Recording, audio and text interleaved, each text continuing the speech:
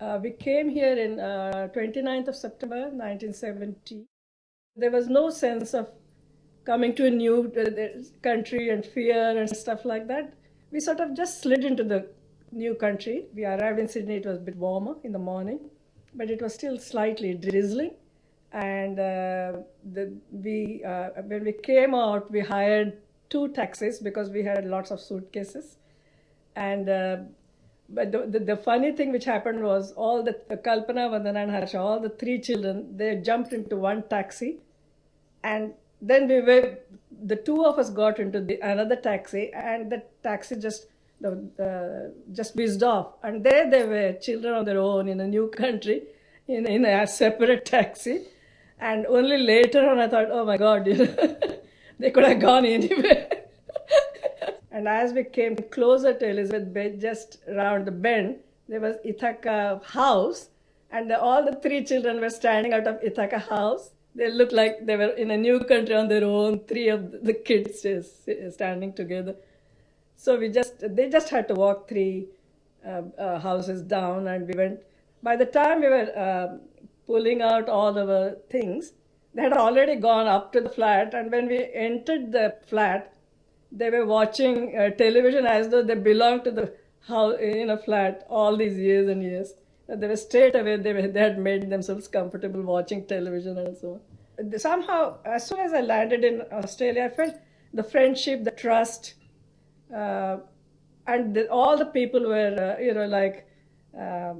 there is some innocence about Australia. I think there is, to this day, I feel that people are friendly. They always smile, and they still treat us a little bit like guests, no doubt, but with friendly veneration, coming from India, oh, exotic, that kind of. I put in about maybe 50 saris in, and left because we are not permanently coming here, I chose the best ones, and I got all new blouses stitched for them, matching blouses, and I brought all my wedding jewelry because we'll be going to parties, you see, embassy parties.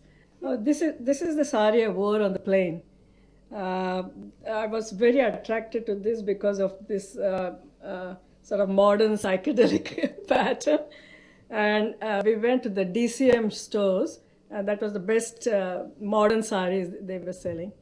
And so this polka dot, yellow polka dot, and the blue pattern. I thought it was the most modern and fashionable thing to wear on the plane.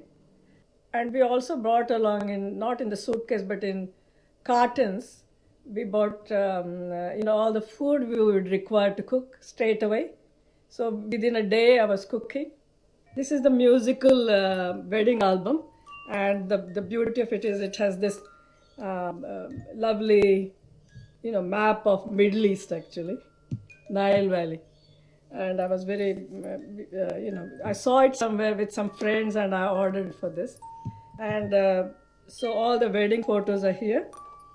I have this habit of going through albums. I love photographs. I love to take photographs, and photographs are the best memories, to keep your memories alive. The news got round that he has brought his family and so on and so forth. So at once all the friends, South Indian and North Indians, they rallied around us. They showed us where to shop, and the Indian grocery shop, it was the one and only Indian grocery shop. Everything, we had to do everything ourselves, whereas back in India, there were servants and maids, and Narayan Singh, the servant boy, he would knock at our bedroom door, and he would be ready there in the morning with a cup of tea, and sometimes with breakfast tray or something like that. And so first day we arrived here, that was one thing. In the morning, I thought I was sleeping, I was just getting up, and I thought, why is not Narayan Singh knocking on the bedroom door, where is my cup of tea? And so it's all changed, So everything you do yourself, that was the big message here.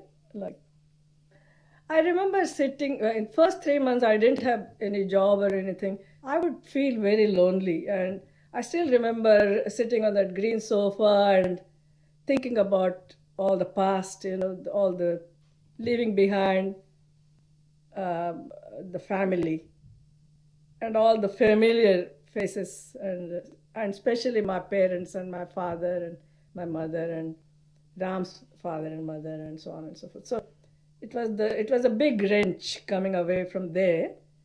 And the only consolation was we thought we were going back after 4 years. So I used to console myself.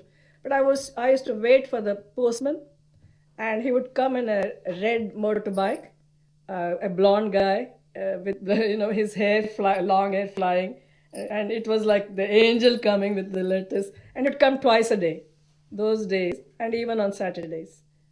So I would wait for the letters. When it used to rain, the smells from the earth would. I used to say, this is how it smells in Delhi and Bombay and Pune also. And I used to compare, the smells of the earth and the rain. But people used to say, oh, you come from India, so you must be loving the sun here.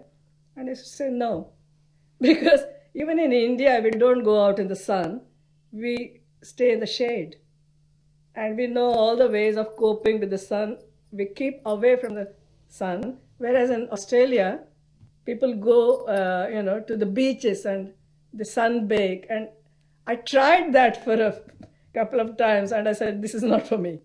I feel that I had better opportunities in Australia, though my heart never changed. I will always remain Indian, and my heart is all Indian. And my way of thinking is all Indian. But something in me had changed. And I thought that was the defining moment that we should stay on in Australia and find our new lives, and grow here.